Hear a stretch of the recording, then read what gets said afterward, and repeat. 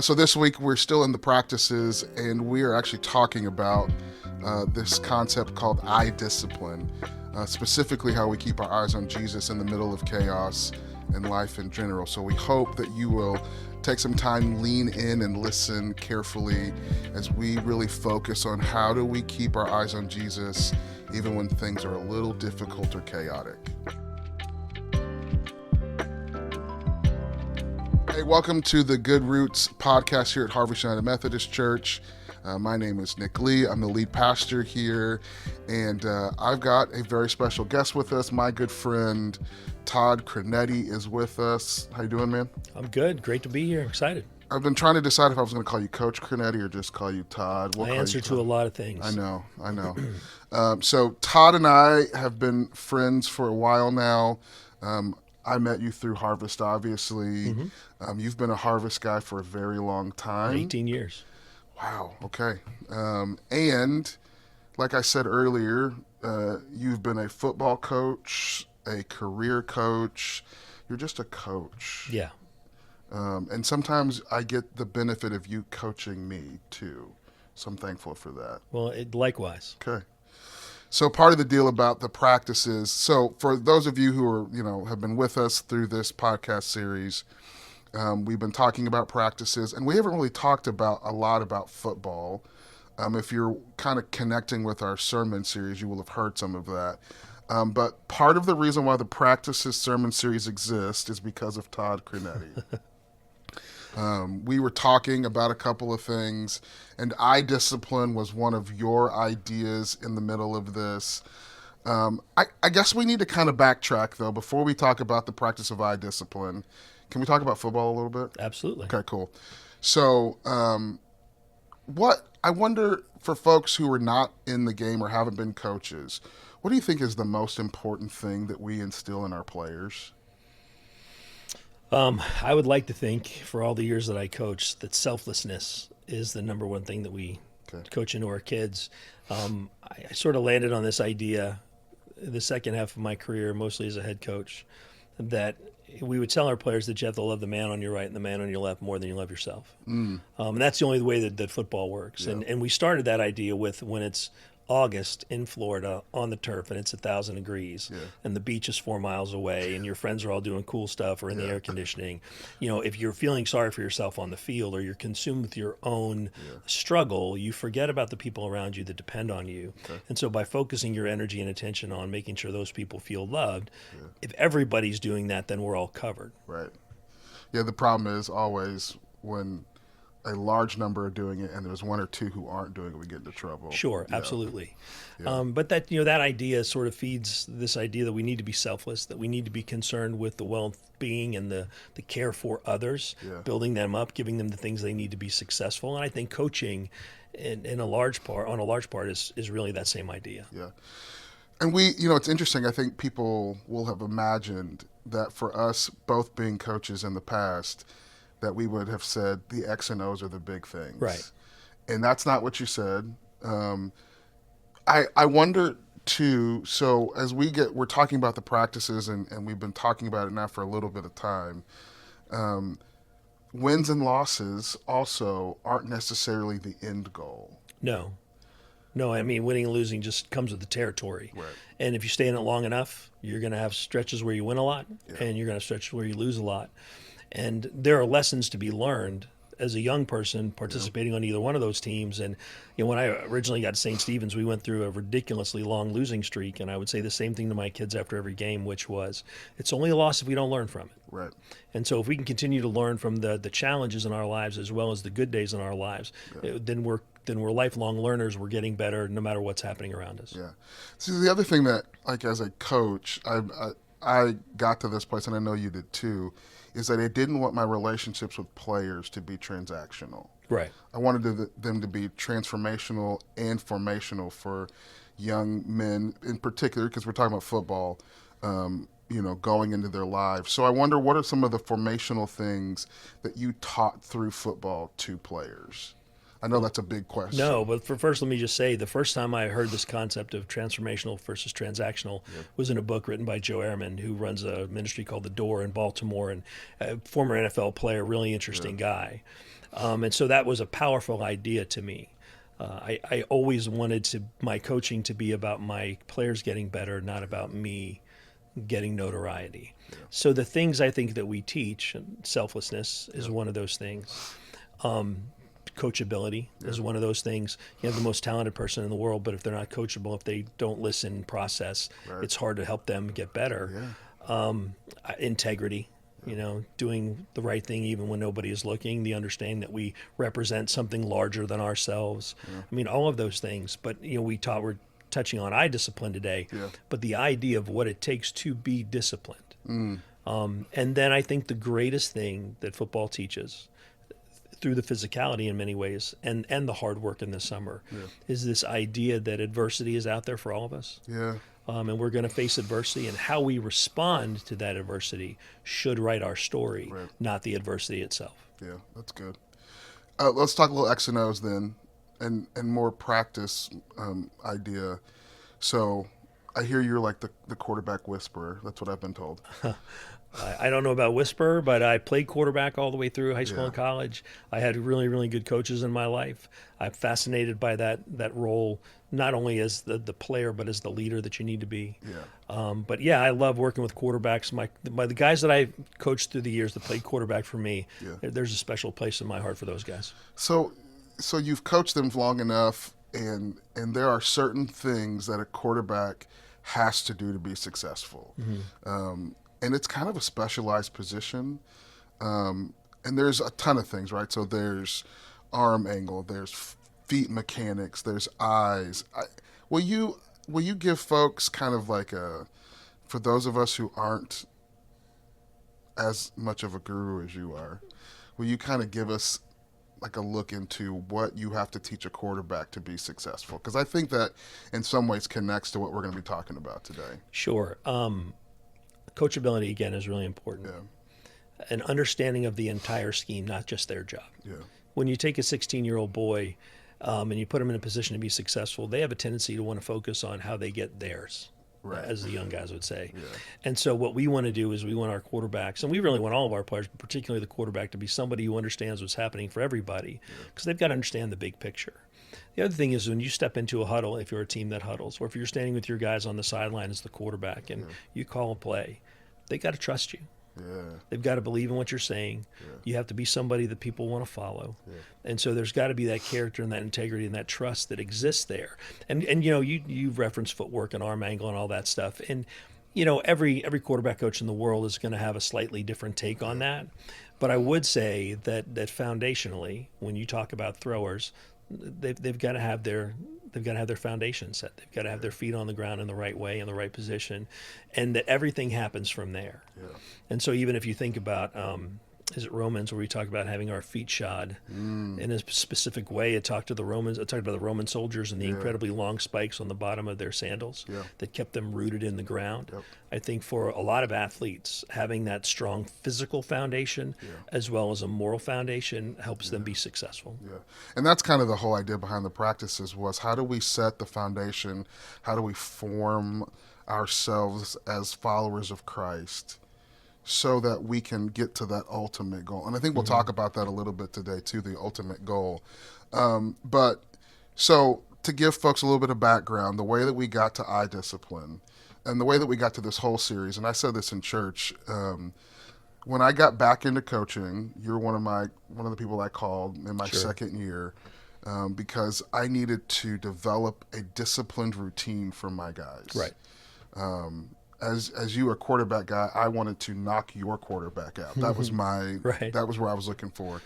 And so, through a series of events, you got me in touch with one of your former players, and we talked about the routine things. And it was, here are the things that we do every day. He's an NFL guy. Here's the thing that we do every day, so that when we're tired, when it's chaotic, when things aren't going our way, or they're going great, here are the things we have to do no matter what. And so this idea of eye discipline, or keeping your eyes on Jesus, is one of the ones that we talked about. Absolutely. And so I think we should jump into it. So we're talking about formation, things that you're going to have to do no matter what happens. For those of us, I want you to coach us a little bit here. For those of us who are hearing this as a practice, what would the practice of keeping your eyes on Jesus even look like?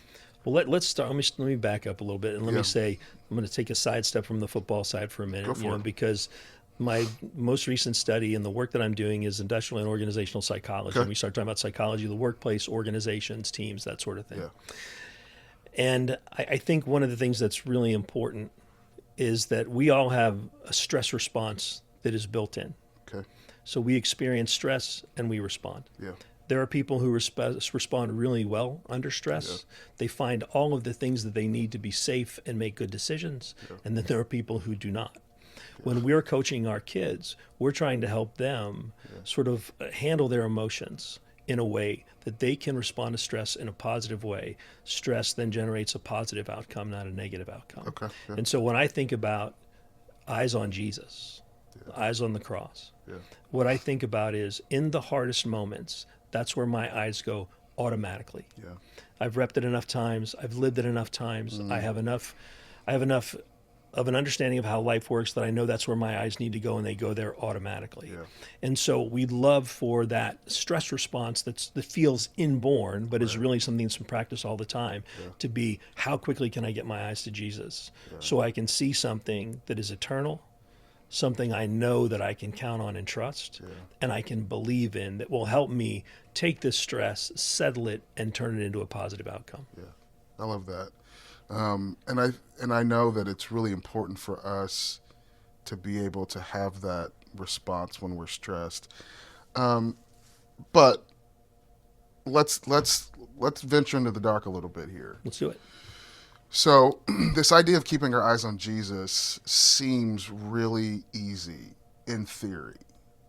But I keep thinking sometimes we see things that we think are Jesus and we're wrong. Mm-hmm.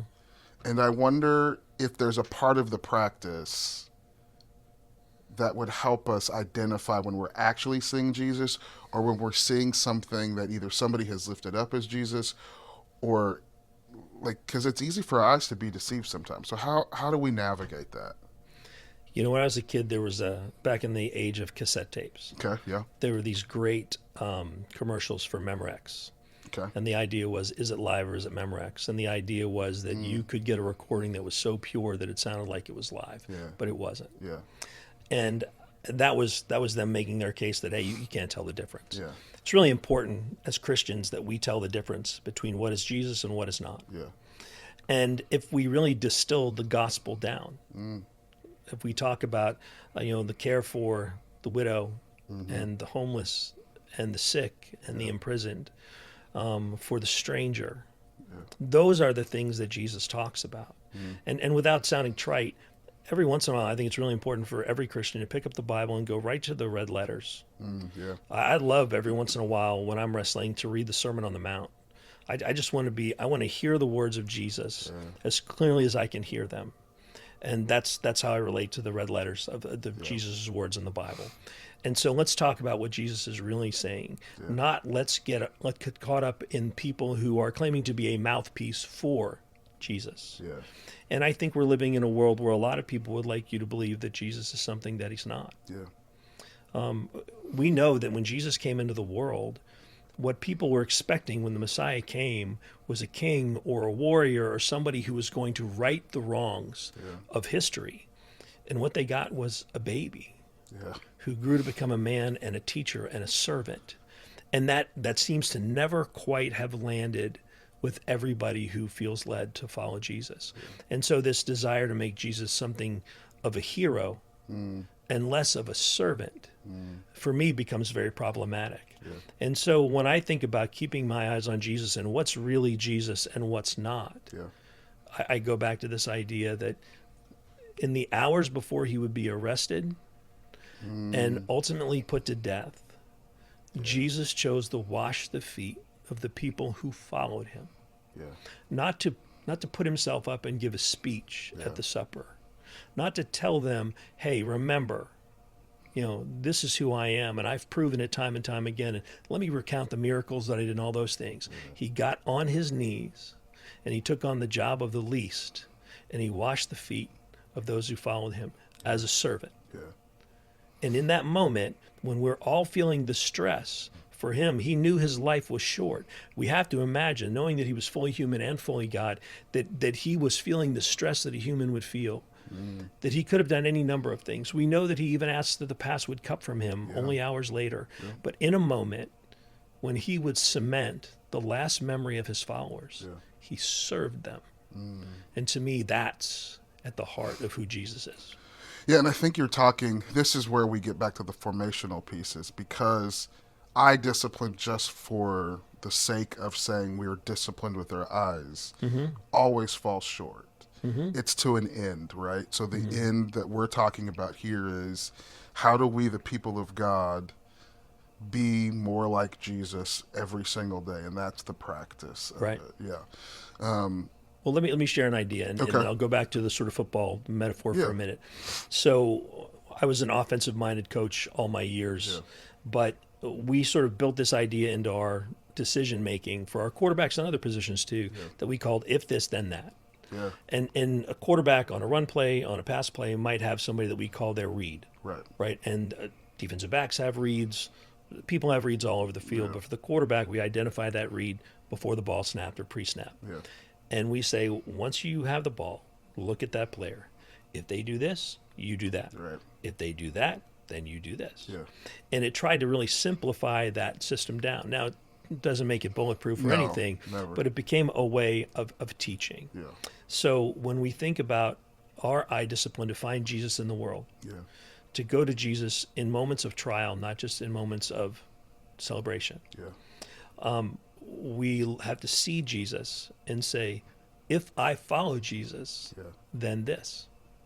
If I don't follow Jesus, then that. And one of the psychological challenges is humans love nothing more than their in-group. In-group, out-group dynamics are really powerful. We love our in-group. It's where we get safety. It's what humans crave the most. We're really pack animals. And sometimes we say, if I follow Jesus, or if I go where I think Jesus is calling me, I may be pushed out by my in-group. And that's terrifying. But if I look away from what Jesus is calling me to, they're going to continue to welcome me. Those are both really powerful psychological drivers. And to say that there's nothing more foundational than, here I am, I will follow, call me, I will go. And to be able to say that regardless of what my in-group might say, is very foundational, but it's a human conundrum. For sure. Yeah.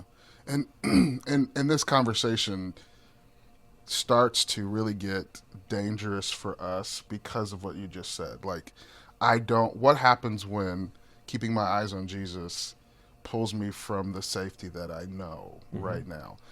I think there's another thing, though, too, that I wonder what your thoughts are on this, is I grew up in a very different denomination than being United Methodist. And the idea of keeping your eyes on Jesus was almost keep your eyes on Jesus so that you see nothing else happening in the world. Like, if you just keep your eyes on Jesus, Jesus will safely bring you through on this straight line where nothing else in the world around you matters.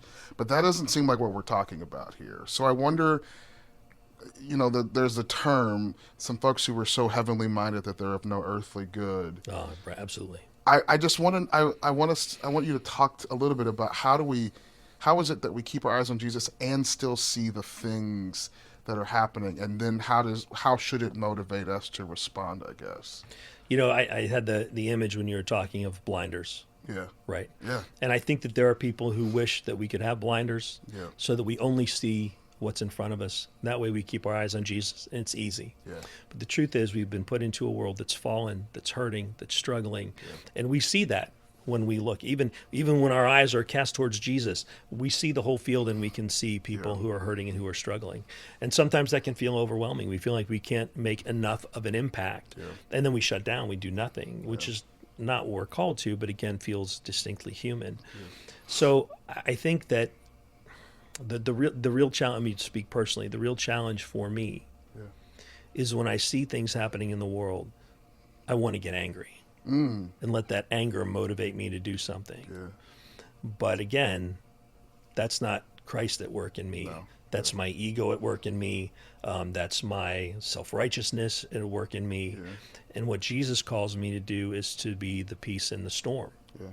and to act. Yeah. Getting angry has never fixed anything. No. Instead, we need to be able, again, to sort of manage our emotions and step into these moments with solutions and peace and love. And if we see, and you and I talked about this a little bit, one of the places I get to that I wrestle with a little bit is, again, you think about this in-group or out-group influence. We see something like a person who is homeless. Yeah. Now, all we're seeing is somebody who lacks the shelter Yeah. to be housed. And yet, because of the influence of the groups that we're in or the news channels that we watch, there's an entire narrative around what that person is or is not Yeah. that is not what I'm seeing. Yeah. It's what I'm hearing. It's not what Jesus is speaking into my heart. It's what men are telling me is happening. If I see a child who is hungry, what that is a child who needs sustenance. Yeah. And yet there's a narrative around why this child's hungry that distracts us from doing the work.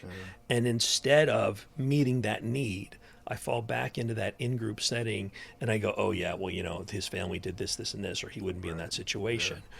I think Jesus cuts through all of that. And Jesus says, I put that need there so you would see it, so you would meet it. Yeah. Yeah, that's interesting. I hear the verse that we've talked about a lot here at Harvest about the harvest is plentiful but the harvesters are few. But before that, we get Jesus saying that he was out with the people and he looked on them with compassion. And I keep thinking that one of the ways we keep our eyes on Jesus is the way that we connect in Scripture what Jesus, actually, like you said earlier, the red letters, what is it that Jesus actually does?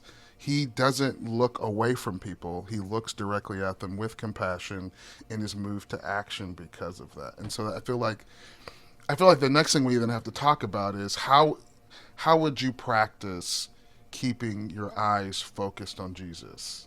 Because there's a couple of ways I can think of. There's some folks who I'm sure have seen, hey, just get alone with Jesus, be isolated with Jesus, and that will help you keep your eyes. But that feels like there's some potholes in that. Sure. So I wonder what you think are the ways that we can help practice that eye discipline. Your sermon on prayer Yeah. on Sunday was really powerful, and I think it shaped a lot of how I've been thinking about this. This idea that when we experience something, instead of finding a person to hash it out with, let's spend a little bit of time in prayer about it. Yeah. And what's the message that's coming back to me in prayer? Yeah. What am I hearing? And reminding people too that praying is not always about talking; it's often about listening. Yeah. What is the response to prayer? So I think that staying connected to our prayer lives is really important. I think staying in the Word is important, but reading it with an open heart and an open mind. Yeah. I think anything that's been written in the history of mankind in time takes on new meanings, not necessarily changes, but it can take on a new meaning and speak into our moment differently. It's a little bit like if you watch a movie that you think is hilarious and you rewatch it a couple times, you find yourself laughing at something you didn't laugh at the first time. When I go back into Scripture, I'm touched by things differently, maybe than I was the first few times I was exposed to it. But the other part is we should be carrying Jesus into the world with us. I think that when we invite Jesus to live in us and to be in our hearts and share our lives with us, that means he goes everywhere we go. And so when we find ourselves in situations where we feel challenged, when we find ourselves in situations where we feel unsettled, speak to that. Ask Jesus, why is this stirring in me? And what can I even do about this? And maybe Jesus just says, well, have compassion. But you said Jesus looked on the people and he showed compassion. I think one of the things about Christianity that is the most baffling to me is God's unconditional love. When you talk about the word unconditional, I can't wrap my brain around it. Yeah. I have two children who I think are fantastic, but I'm going to tell you there are moments where I love them more than other times, right? Yeah. And so this nature of something being unconditional, and that we've not been called to be the judge. Right. And there's a lot of our brethren out there who feel very strongly that part of their job is to deliver judgment. Yeah. And really what we've been asked to do is take this message of unconditional love to the ends of the earth and then live it out. Well, if I'm supposed to love people unconditionally, it sort of eliminates my ability to judge. Doesn't mean I think everybody's right. Doesn't mean I think every relationship or decision is healthy. But it does mean that I see the person, and that person is worthy of the unconditional love that God calls us towards. So as we've been talking, even like just now, I have this image, and again, not to beat the football analogies, but it's a part of who I am. So Me too. I know that at times, as a guy coaching defense, if I can't get to a quarterback, I just try to get my hands in his field of vision. And we work on that. We work on turning a corner, getting a hand up, mirroring a quarterback. And so then I think on the other side of a quarterback who's got to read downfield and they're trying to keep their eyes. And that kind of feels like what we're talking about here. Yeah. Like here we are having a conversation about how we can keep our eyes on Jesus, how we can train our eyes, because where our eyes go, our hands and our feet usually follow, and our hearts in this case do too. And I would imagine that there are people who are going to be listening to this podcast in their cars or watching this on YouTube or wherever they find it at, who are going to feel like right now there's an onslaught of chaos that maybe hasn't been able to physically touch them yet, but they have been able to wave in front of their eye line. And so I'm curious, as you hear that, how would you coach us through the idea of what we do when the chaos maybe hasn't touched us yet, but it's all because there's distractions, and you and I talk about these things all the time. The distractions of there's media, there's politics, there's social media, there's all of the different things that are distractions, and sometimes it feels so overwhelming. It's like it's almost, it feels impossible to keep my eyes on Jesus. So the way that I think about it is this, Okay. and I'm sort of fascinated by this story, but the first two people credited with summiting Mount Everest are Sir Edmund Hillary and Tenzing Norgay, his Sherpa. Yeah. And Norgay wasn't credited until many, many years later because, person of color, not Yeah. important. Yeah. But one of the things that Sir Edmund Hillary is credited with saying is that obstacles are the things that we see when we take our eyes off the goal. And one of the things that happens to an athlete who's living in, what we call the zone, right? Yeah. I'm in a flow state psychologically. Yeah. I don't see it. Yeah. Your hands could be inside of my face mask. I don't see it. Yeah. I'm flowing. I don't feel it. You're not a disruption to me because I have prepared in a way that I can access that flow state with confidence and execute. Yeah. And so the question maybe becomes, how do we access our relationship with Jesus? How do we invest in our relationship with Jesus on a daily basis that allows us to get into a flow state when it comes to faith? So when we step into a world that feels like that chaos is coming, we don't see the obstacles because our eyes are focused on the goal. Yeah. I think we have to address also the tension in what we just described, which is, because we've said a couple of things that some folks are going to hear as contradictory, I think. One is this idea of don't look at Jesus in such a way or trick yourself to think you're looking at Jesus without seeing the hurt and the pain around you. And yet also we want to be in this, like you said, flow state of having ourselves trained on that. So there's some tension there. But I wonder how you feel. So I'm going to say something. Well, I think I can speak into that. Okay, go for it. You go first. So if I go to the example of I'm a quarterback and I have a read. Yeah. When the ball snapped, my eye goes immediately to my read. Yeah. I don't stare at my read throughout the entire play. Yeah. I get my eyes on my read, and it tells me what to do. Yeah. If Jesus is my spiritual read, something happens. I get my eyes on Jesus. Jesus tells me what to do. Yeah. And then my eyes move to that. Mm. And so I'm continually checking back, head on a swivel, as a football coach might Yeah. say, Yeah. continually checking back Yeah. to Jesus to make sure that I'm on the right path. Yeah. Yeah. And the reason why that I thought this was so good, and I'm glad you're going to be the person preaching this when we preach this on a Sunday, is because of just some of the things you've just said. I know that I struggle with this sometimes too, right? So there are a ton of things. I've got kids, I've got a wife, I've got a church that I'm trying to support and partner with people. There's some days it feels like there's so much overwhelming things happening that I feel like Peter a little bit. My eyes drop every once Yeah. in a while. Yeah.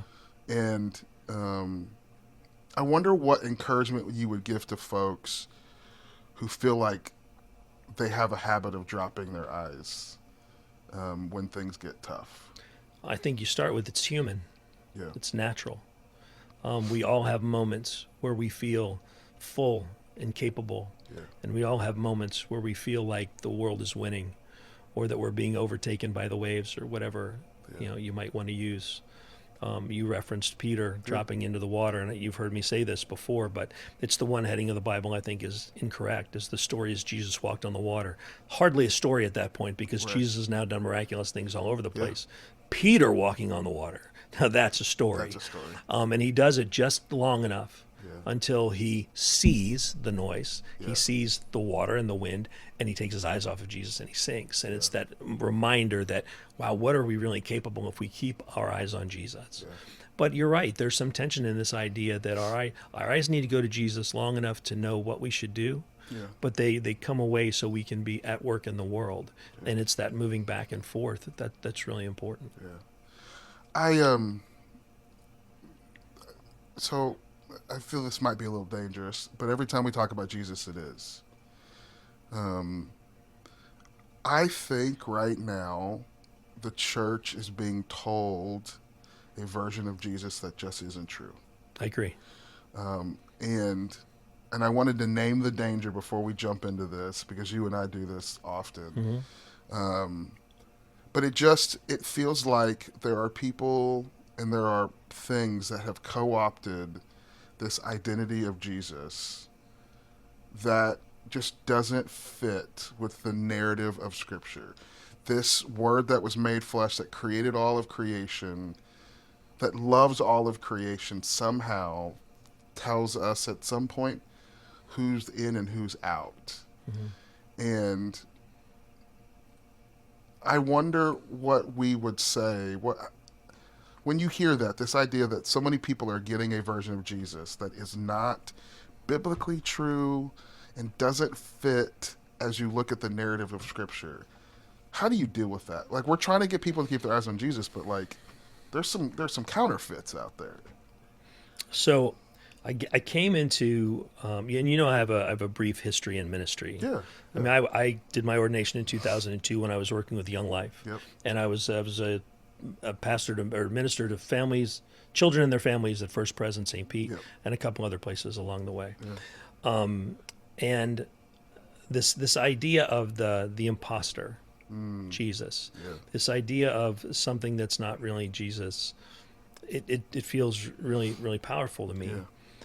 And I lost my train of thought here a little bit. I want to make sure we get back. Restate your question because I want to speak to that. Well, I want you to kind of we are dealing with a time that there are ideas of Jesus, representations of Jesus being sold to the people of God that just aren't true. Yeah. And we're talking about keep your eyes on Jesus, but for some folks who are listening, it's like, which Jesus? Right. Okay, perfect. Yeah. So I want to go back to this idea of Jesus the servant. Yeah. If you look at the ministry of Jesus in the course of his life, and you look at every single thing that he did in his life, including turning water into wine, which may have seemed trivial in the moment, he was doing things for other people. Yeah. He was making the lives of other people better. Yeah. We go to communion every week in the United Methodist Church, and we're reminded that the table is open to all of us. Yeah. Anybody who's out there who's telling you that those seats are limited, that's not Jesus. Yeah. That's men. Yeah. the nature of human beings to accrue power and to make decisions and decide who gets to be in and who gets to be out. Yeah. Again, it's a very, very human tendency. That wasn't Jesus. Yeah. Jesus said all are welcome. Yeah. God calls us, we're all God's children. Yeah. And I have enough trust that in the end, when my time comes, that it'll all be explained to me. Yeah. It's not my job to say, well, these people aren't getting to heaven, these people aren't getting to heaven. That's God's job. My job is to love others unconditionally, to be a light, to do all of these things in the world, but also to represent what Jesus really was. And Jesus was a servant, not a soldier. Yeah. Yeah. He was healing people. He was not harassing people. Yeah. And he certainly wasn't telling people, there's not a place for you at my table. Yeah. A lot's been made of the sort of collection of people that made up the 12, and then even the group, the larger group that might have been around that. And it was a very diverse group of people in terms of where they came from, what walks of life they came from, what they had, what they didn't have. The truth was, Jesus made it very clear. All I need for you to do is to follow. Yeah. And then the commandment that we should love our neighbors as ourselves. Yeah. Love God with our whole heart. I mean, these are really clear. And nowhere in that does it say, well, if you love your neighbor as yourself and you live at X address or have so much in the bank account or have a passport from this country, none of that is biblical. Right. And there's a history in this country, conversation for another time, about using the Bible to explain away things that are not legitimate. Oh, I think it's the conversation because as you were talking, I was thinking of one of my favorite pastors and authors, Howard Thurman. He writes the book Jesus and the Disinherited, and at one point he talks about this idea of his grandmother was a former slave, and there were parts when he came back from seminary and from college, there were parts of scripture that she was refused for him to read. He could read the Psalms and the Gospels. Everything else, the Pauline letters, all of that stuff, because they had been co-opted, right? Interesting. And so as you were talking about that, I was thinking about the idea of, I think more than just us keeping our eyes on Jesus, we ought to be the people who are lifting up the real Jesus to folks. If the end game in formation is to get to this place of redemption for the world, it feels like we've got to do this. So this was the idea I was getting to when I was talking about my ministry experience. Yeah. Two different places, once with Young Life and then once working at a Catholic school that was run by an order, the Salesians. Yeah. The Salesians were very youth ministry focused. The Salesians are unbelievable. St. John Bosco is sort of the leader of their order. Incarnational ministry. That it's not enough to have our eyes on Jesus, but that we are called to be as Christ-like as we can. Yeah. And I don't want to say be Jesus because that feels like we're crossing a line. Yeah. But to be as Christ-like as we can so that other people can encounter the love of Christ in their own life. Yeah. And so this incarnational idea is, I have this moment of stress. My eyes go to Jesus. I say, what do I do? And Jesus says, be love. Be love, yeah. Be unconditional love. Yeah. Be the healer. Yeah. Hold the hands of those who are afraid. Feed those whose stomachs are empty. Meet the needs of those who are wanting. To me, that is incarnational ministry. Yeah. And at no time in the course of that conversation do I say, I'm going to hold your hand and I'm going to tell you why you need to be saved. I'm going to offer this free gift the way that it was offered to me with no strings. Yeah. And I'm not going to offer it because I want God to think I'm doing the good work. I want to offer it to you for the same reasons it was offered to me, because people brought a love into my life that I had experienced through my parents, but not in other places. Yeah. And now I want to extend this love to the people of the world who are hurting, who are not hurting, people who are having the time of their lives, who are living their best lives. Yeah. We want to love them in the same way. Yeah. And so I think this idea of incarnational ministry and being Christ in the world, or Christ-like in the world, is really powerful. And when I learned that, and I started to hear that through both Young Life and then through the Salesians, I was like, boy, this is speaking my language. This really makes sense. Yeah. Well, and goes back to, again, keeping your eyes on Jesus. If I'm keeping my eyes on Jesus, he starts to transform me in ways Yes. that I could not have transformed myself. And to use your model before, Yeah. Jesus was not transactional. He wasn't transactional. Jesus was straight on, 100% transformational. Yeah. He came to change the world. He came to change what love meant in the world. And he came so that we could live in a world that was free from the penalty of sin. And the only thing that's asked is that we follow and that we in turn love those we encounter in the same way. It's just powerful. Okay. All right. So we normally end these. Our routine has been, we end this with me asking my guest, okay, so if folks have listened to this and they've got 1,000 ideas now, and I'm sure that people are trying to, we've talked about a lot, and we've kind of hit on a couple of different things that could be their own podcasts. Not to wrap it up, but to put an emphasis, what would be 2 things? I'm going to give you 2. Okay. What are 2 things that you think are vitally important to this conversation that everyone needs to hear before their time with us is over? I think the first thing is to go back again to the Sermon on Prayer. If we want to be staying focused on Jesus, we need to be in communication with Jesus. And both Scripture and prayer allow us to have an open line of communication. So I think those are fundamentally important. So those are the things that we can do for ourselves. Once we lay our eyes on Jesus and we understand what we need to do, then I think it's really important to put ourselves out in the world, understanding that we have the ability to impact the lives of other people through unconditional love. That's good. And that might be in a 10-second encounter for somebody having a hard day. And it might be the beginning of a relationship that's transformational for both people over time.